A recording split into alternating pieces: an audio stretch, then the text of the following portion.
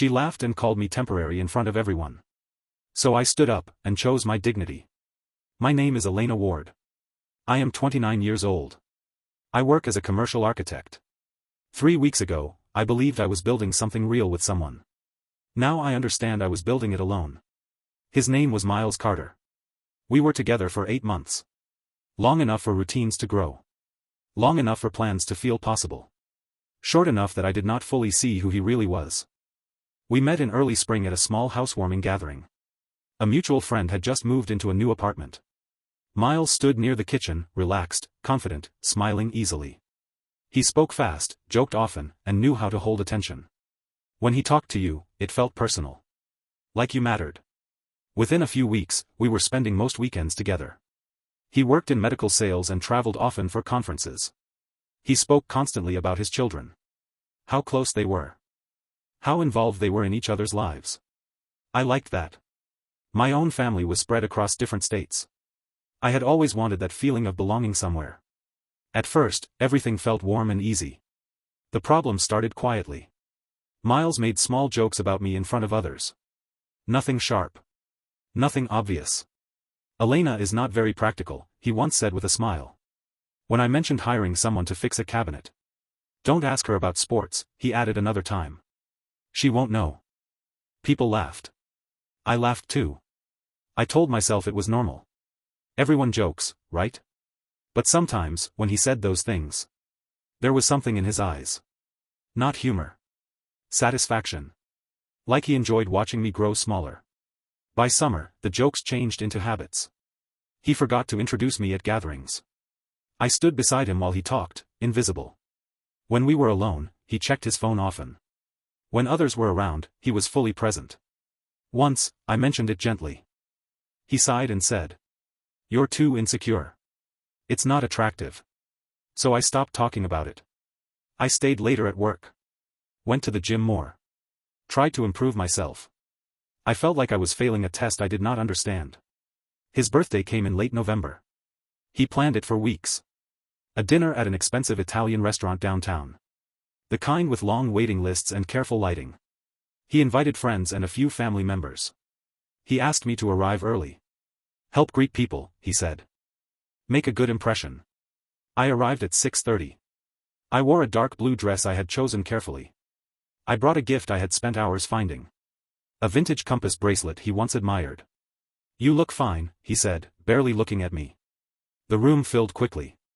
Miles moved easily between groups. Laughing. Touching arms. Comfortable. I stood near the bar, talking politely with his aunt about work. Around 7:30, Miles raised his glass. Everyone turned toward him. Everyone, he said, smiling. This is Elena. People nodded. Smiled. My partner, he added. Then he continued, laughing lightly. Just don't misunderstand. It's only temporary. The room exploded with laughter.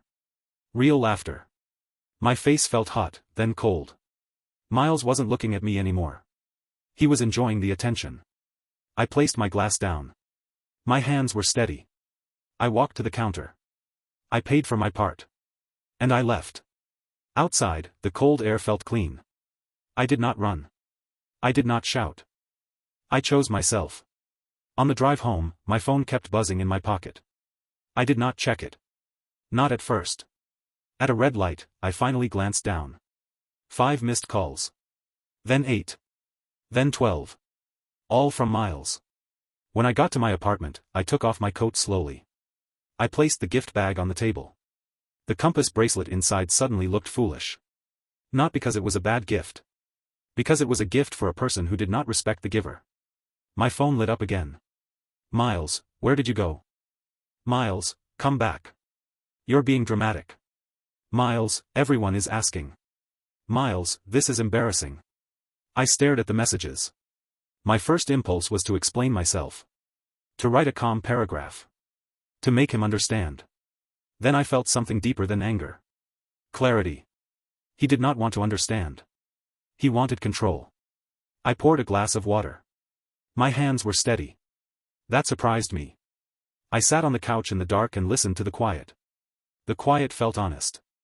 The phone buzzed again. Miles, it was a joke. Miles, you ruined my birthday. Miles, you're making me look bad. That sentence stayed on the screen like a stain. Me. My. My image. Nothing about me. Nothing about my feelings. I turned the phone face down.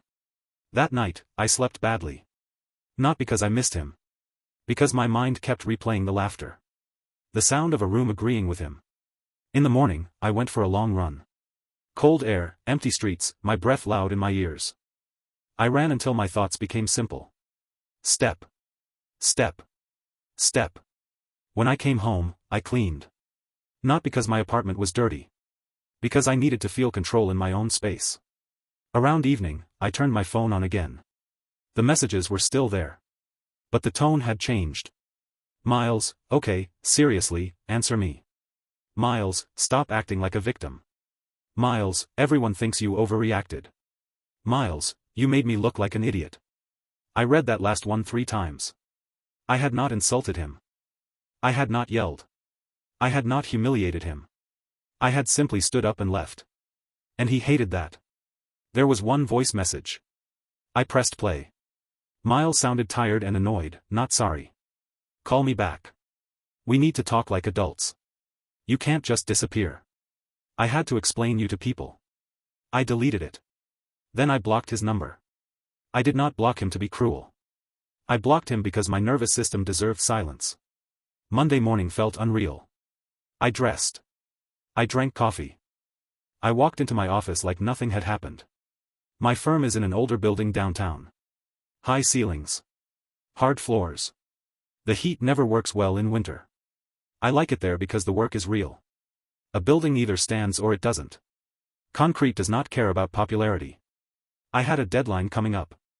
A mixed-use proposal that needed revisions by Wednesday. So I focused. Lines. Measurements. Structure. Around 11 o'clock, the desk phone rang. It was our receptionist, Mina. Elena, there is someone here asking for you. I don't have meetings, I said. She says it is personal, Mina answered. It's Miles. And there is another person with him. My stomach tightened once. Then it settled. Tell them I'm busy, I said. I tried, Mina whispered. They're not leaving. And, it's getting loud. I saved my work. Straightened my papers. And walked to the lobby. Miles stood near the elevators, arms crossed. His eyes were red like he had not slept. He wore an expensive coat, but he looked messy. Not broken. Just irritated. Next to him was a woman in her 50s with a hard face and a sharp posture. I recognized her. His aunt, Brenda. I had met her once at a summer gathering. She talked about money the way some people talk about weather. Miles stepped forward. Elena. Finally. I stayed calm. Mina, I said gently, it's okay. I'll handle it. Mina nodded and backed away fast. Miles gave me a look like I owed him. We need to talk, he said. No, I replied. We don't. Brenda stepped forward with a fake friendly smile. Listen, she said, this is a misunderstanding. You embarrassed him. I looked at her. I embarrassed him, by leaving after he mocked me. Miles lifted his hands. It was a joke. Everyone laughed. I nodded once. Yes. They did. He frowned. So why are you acting like I hurt you? I took a slow breath. Because you did. Miles rolled his eyes. You are too sensitive. I kept my voice low. A joke is funny for everyone. Your joke made me the punchline. Brenda sighed loudly like I was wasting her time. Elena, be reasonable. He planned that dinner. People came for him. You walked out. I looked straight at Miles. You introduced me like I was temporary, I said. In front of a whole room. That is not love. That is power. Miles' face hardened. You're twisting it. I shook my head. No. I heard you clearly. He leaned closer. You're going to throw away 8 months over one sentence? I answered without raising my voice. You threw it away the moment you said it. I just refused to sit there and accept it. Brenda's smile finally dropped. Miles, what exactly did you say? She asked him. He hesitated, just for a second. That she's temporary, he said, then quickly added. But it was sarcasm. I looked at him. It didn't sound like sarcasm, I said. It sounded like truth you felt safe saying out loud. He stared at me. Then his tone changed. Fine, he said. You want truth? You always act like you're better than everyone. You're cold. You're rigid. You think you're so mature. I felt the old urge to defend myself. To explain my work. To list my good qualities. To prove my value. But I did not do that. I simply said, this conversation is over. Miles stepped forward again, voice rising. You can't just block me. That's childish. I met his eyes. What's childish is humiliating someone and expecting them to stay. Brenda opened her mouth, but I cut her off politely. I'm working, I said. You both need to leave. Miles' jaw tightened. You're really doing this? Yes, I said. I am. For a moment, he looked like he might apologize. Not because he understood. Because he felt his control slipping. Then he chose another weapon. You know what, he snapped. Everyone was right about you. You're boring. You're small. I was settling. The words were designed to hurt. They did not break me. They confirmed everything. I nodded once. Then it's good you don't have to settle anymore. I turned and walked back toward the hallway. Behind me, I heard Brenda say his name sharply, like a warning. Then the elevator doors opened. I did not look back.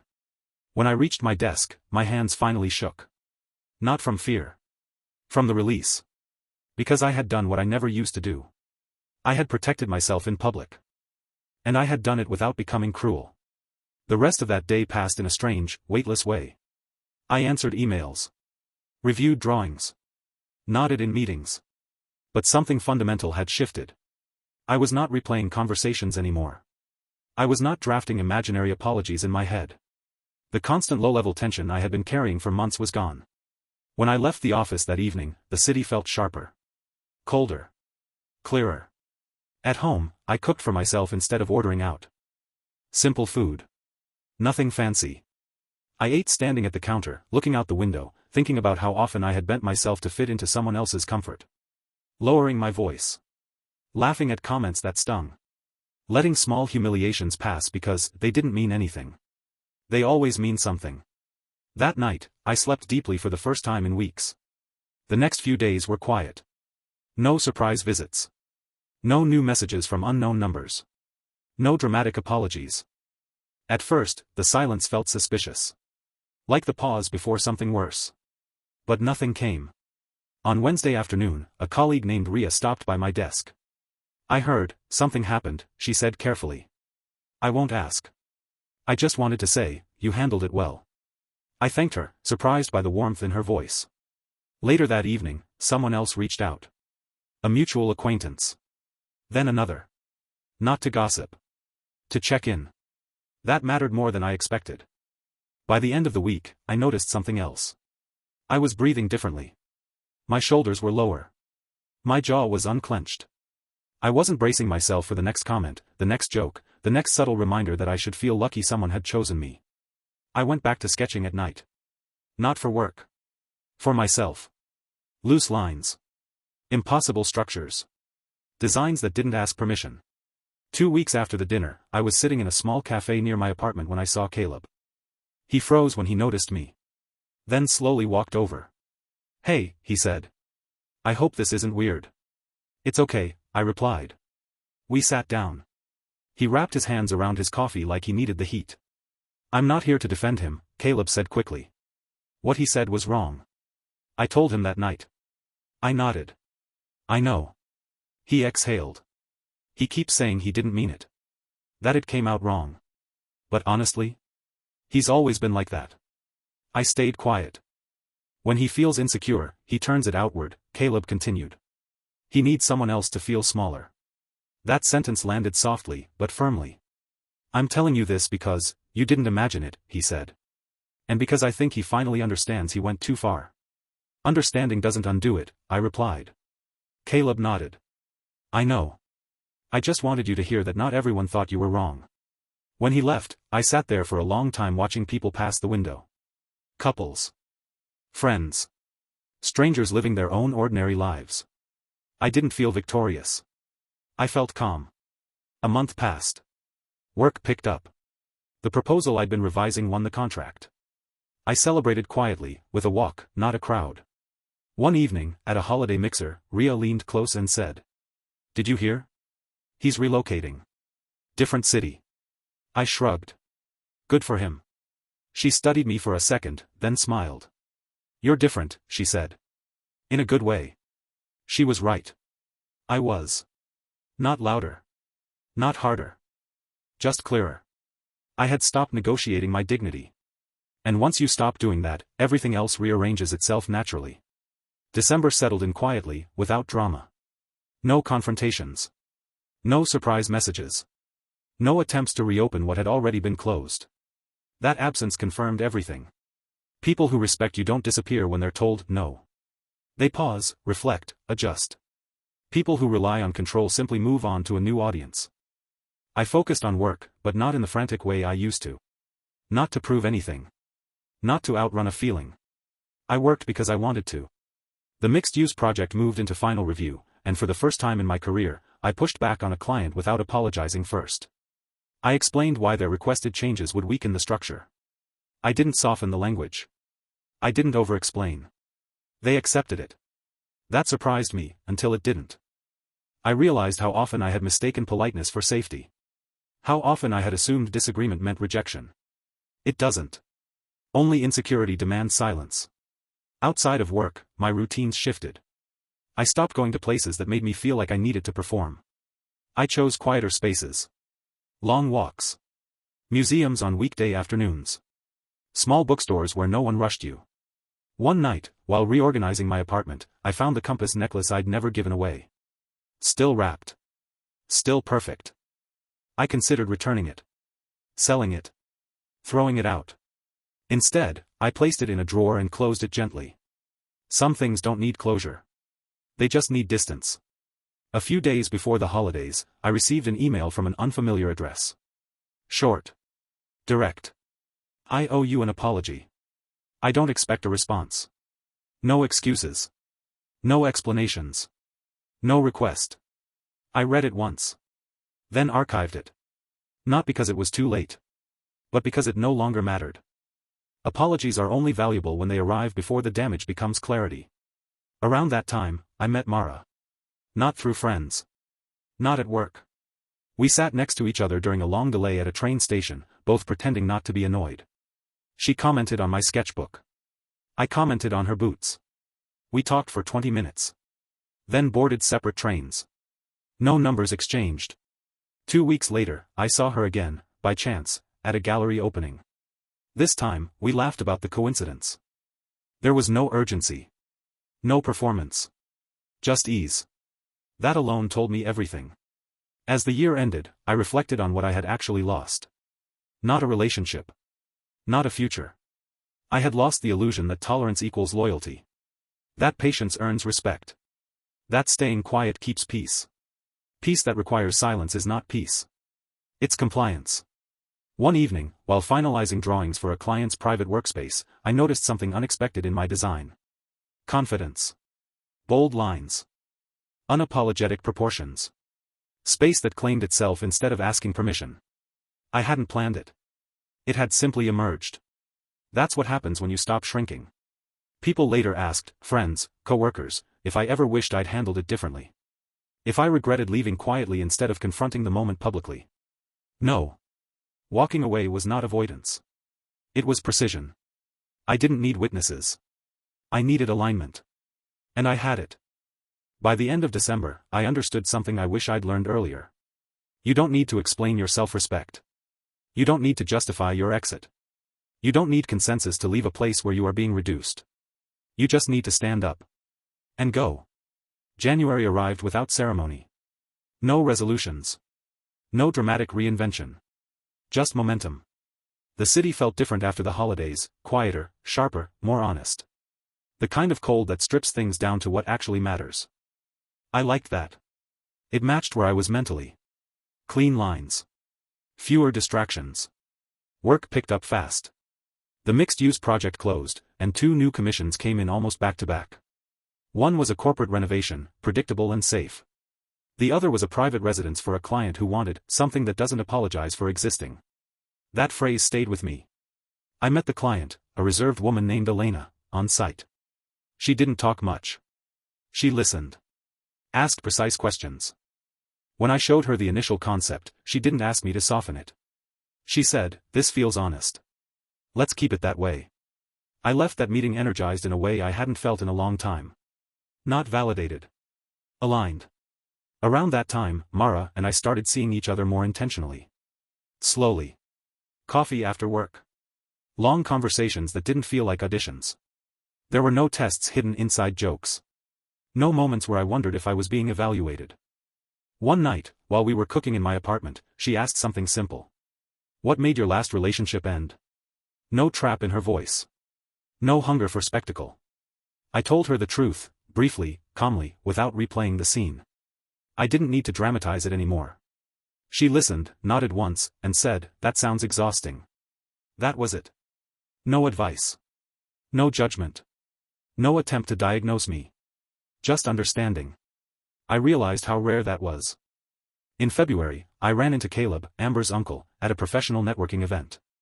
We spotted each other across the room at the same time. He hesitated, clearly unsure whether to approach. I didn't feel anger. Or tension. Just neutrality. He came over anyway. "I owe you an apology," he said quietly. "I misunderstood that situation completely." "I know," I replied. "And I meant it."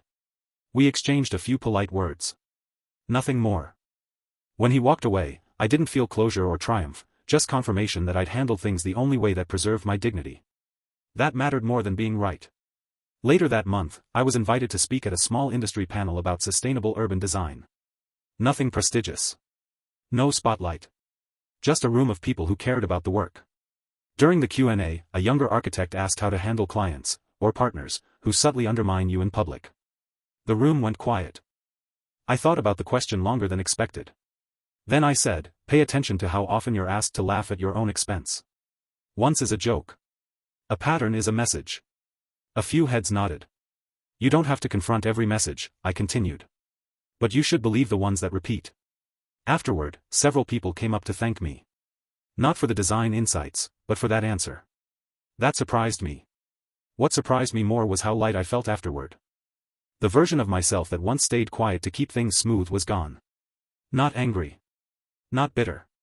Just done. One evening, I found myself back near that Italian restaurant. Not intentionally. Just passing through after a site visit. The windows glowed warm against the cold. Laughter spilled out onto the sidewalk. For a moment, I stopped. Not with regret. With distance. That night had once felt enormous, like a fracture. Now it felt small. A pivot point, not a wound. I kept walking. By early March, I finalized the residential project with Elena. When the build began, she sent a short message. "You gave the space permission to exist fully.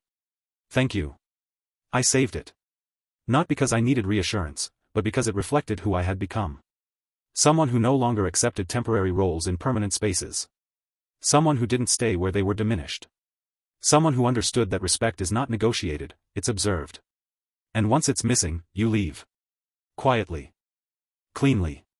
Completely. Spring came gradually, the way real change always does. No single moment. No announcement. Just proof. The days got longer. The light stayed later in the evenings, slipping through the windows of my apartment and landing across the drafting table like a quiet reminder that time keeps moving, whether you cling to the past or not. I moved, eventually, not out of necessity, but choice. A slightly larger place closer to the river. Big windows. Concrete floors. Fewer walls. It felt symbolic without trying to be. Mara helped me move boxes one Saturday morning. We worked without rushing, music playing low in the background. At one point, she found the old compass necklace at the bottom of a drawer, the one I'd never given. She held it up. "This was meant for someone?" "Once," I said. She nodded and set it back down without another word. That moment told me everything I needed to know about the difference between affection and possession. By April, the residential project was ahead of schedule. Elena referred me to 2 more clients. Word traveled quietly, the best way it ever does. People started coming to me not because I was safe, but because I was clear. Clear designs. Clear boundaries. Clear self-respect. One afternoon, an email landed in my inbox from an unfamiliar address. Amber. No subject line. I stared at it longer than necessary, not because it held power, but because I was curious whether it still could. I opened it. It was short. Careful. Polished. She wrote that she'd been doing a lot of reflecting. That moving cities had given her perspective. That she regretted how things ended. That she hoped I was doing well. No apology. No ownership. Just distance wrapped in politeness. I didn't respond. Not out of spite. Out of completion. Some conversations don't need endings. They end the moment you stop needing to explain yourself. That night, I deleted the email and went back to work on a concept sketch, something bold, asymmetrical, unapologetic. The kind of design I once would have second-guessed. Now, I trusted it. In May, I was invited to dinner by a former colleague who'd followed my work from afar. At the table, someone joked about relationships being temporary by nature. Everyone laughed. I smiled too, but for a different reason. Because I finally understood the truth behind that word. Temporary isn't an insult. Temporary is clarity. It tells you what not to build on. What not to center your life around. What to leave before it teaches you the lesson twice. Later, walking home under streetlights that hummed softly in the warm night air, Mara slipped her hand into mine. No announcement. No label. No performance. Just presence. I thought back to that dinner months ago, the laughter, the heat in my face, the moment I stood up and chose myself without knowing what came next. People assume walking away is dramatic. It isn't. Staying where you're diminished is what slowly destroys you. Walking away is just alignment catching up with truth. The version of me who once accepted being introduced as temporary no longer existed. Not because I became louder. Or colder. Or harder. But because I stopped shrinking. And that, I learned, is the quietest form of justice there is. Thank you for watching the video. Like it if you watched the video to the end and don't forget to subscribe. Have a nice day.